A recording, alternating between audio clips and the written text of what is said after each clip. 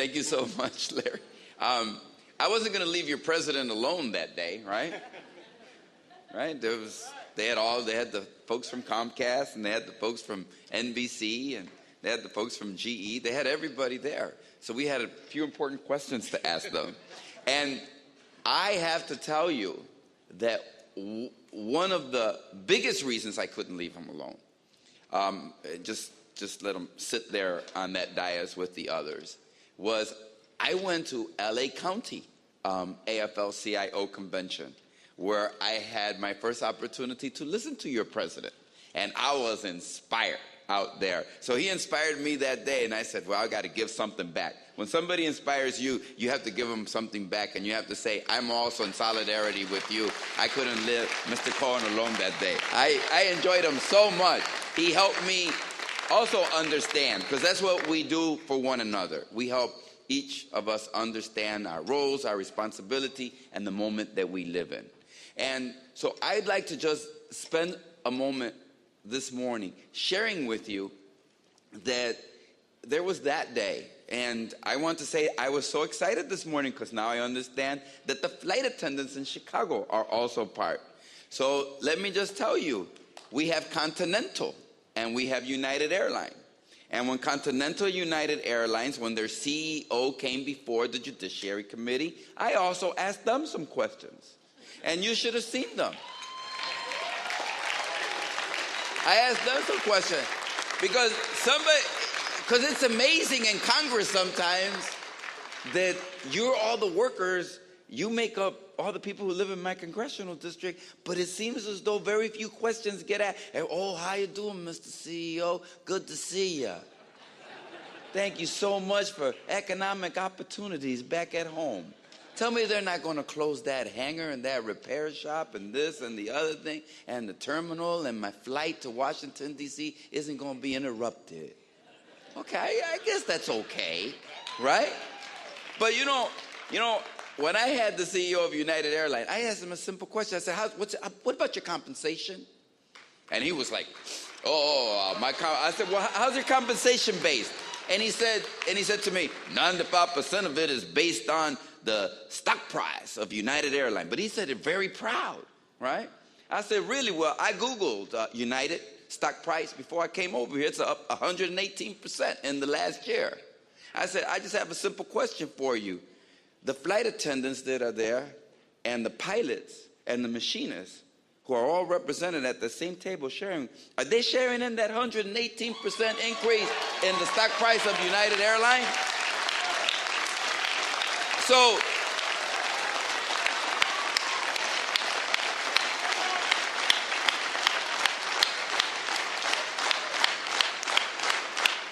now,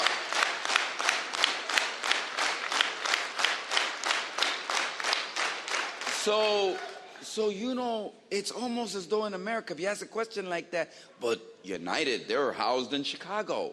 It's anti-Chicago and anti-business to be asking those kind of questions. I said, are you kidding? Do you know where all those flight attendants and machinists and all those pilots live? They live, a lot of them, in the 4th Congressional District, and I made a commitment and a promise to represent them, not the corporate interests that they work for. So, but I want to share one last. I still remember, this all has a logic to it. I still remember Republic Windows and Doors.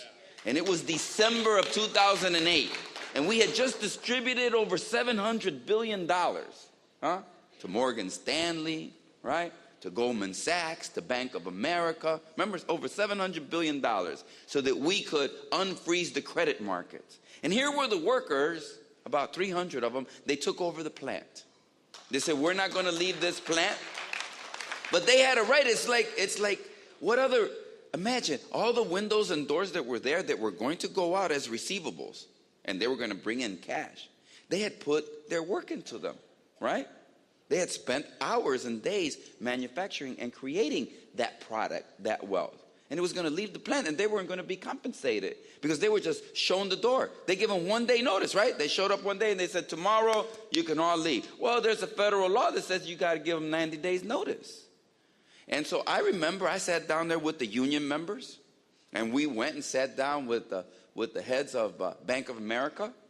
And we sat down there, and they brought a couple of other elected officials. And I told them at the beginning of the meeting, I said, I warned the other elected officials here that if you have come here in order to side with Bank of America, I am going to tell everybody outside in the press has denounced this process, just so that we have it clear in terms of what it is you've come here. Because I found it strange that I, who am the subcommittee chairman of financial institution, isn't it good, right? See, sometimes we're in the right place at the right time. Call the meeting, and then they bring all these other elected officials to the meeting. So I said, I didn't want to pass judgment on anything. Long story short, when we get there, they bring their lawyer in. And their lawyer says, well, and they starts giving us reasons that the company's bankrupt and the owners are there. And I said, let me ask you something.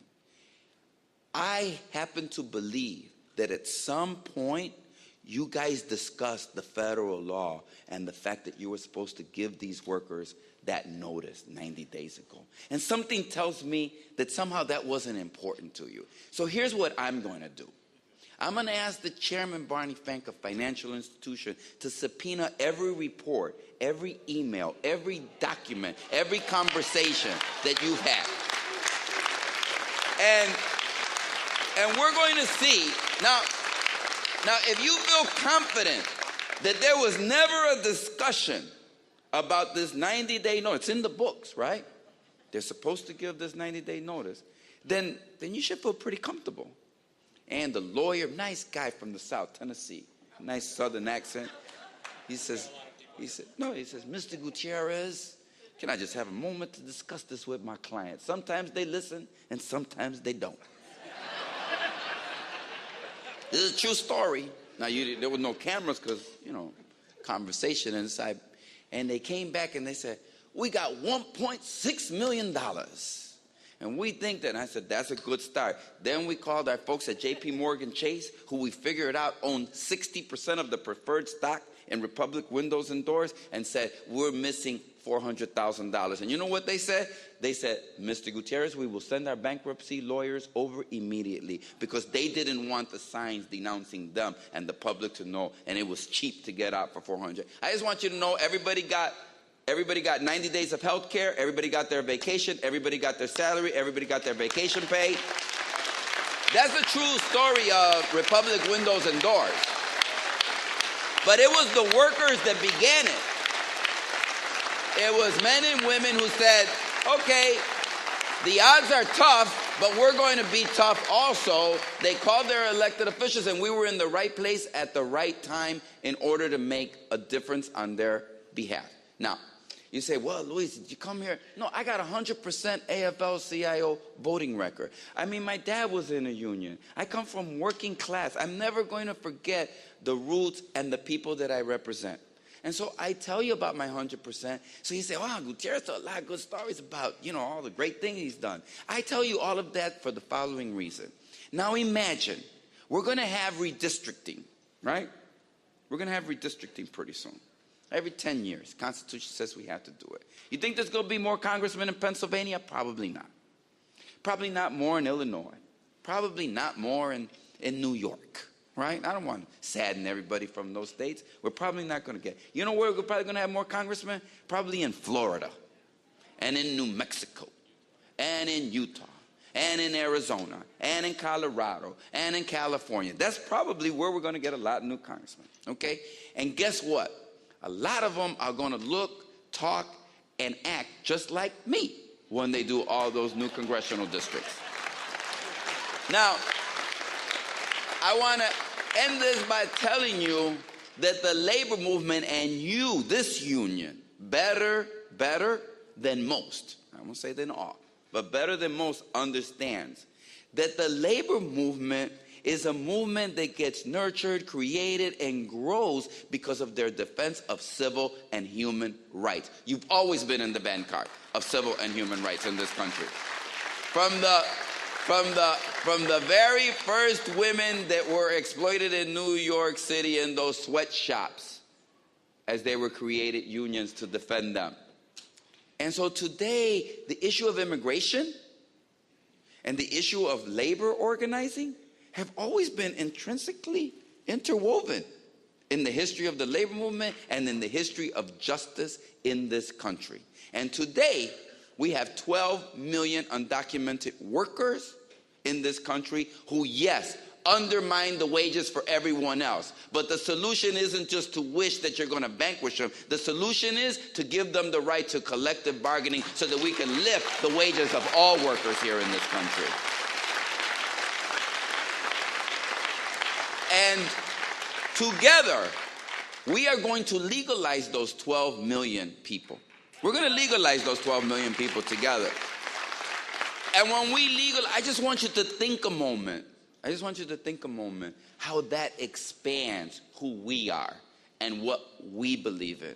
Because I too am tired of listening to politicians run for election, come before constituent groups, and then not speak, right? And not give voice to the issues of the men and women who live in their congressional districts. And I'm going to tell you something. I've traveled all over this country, and I have to tell you that I've met women in sweatshops in LA, and I've met them in meatpacking plants in Iowa, and I've met those immigrant women picking garlic in Salina, California. And I'm going to tell you something. We have to get this done, because not only are they exploited economically, but they are exploited in other mean ways by their employers who understand and exploit their vulnerability. And all I want, and I know you want it also, think about the day that we need to work so that that woman, right, because of our work, we're going to hand her a card that says she's legal to work in the United States of America. We're going to give her a card that guarantees her protections in the Constitution of the United States of America. So that that employer, right, that supervisor, that shift head, right,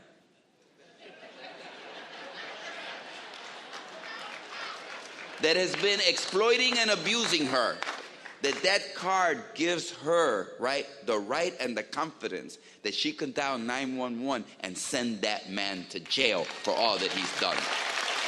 So I'm going to continue with you. I got to tell you that I search for when Larry Cohen's going to come and testify, so that he and I can work together where he's going to speak. You have a great and a great leadership of your union who I really enjoy working with. And all of the members here, thank you for coming to Washington, D.C. Thank you for listening to us. Let's get 12 million people organized in the AFL-CIO. Let's take those undocumented workers. Let's give them right. Let's expand our movement. That's what we should do. And let's give that woman the right to place that phone call. It's going to be a good day. You're going to feel a lot of good sense of justice in your heart, in your soul, and you're going to feel that America is the greatest place in the whole world, a better place than it was yesterday. Thank you so much for having me this morning.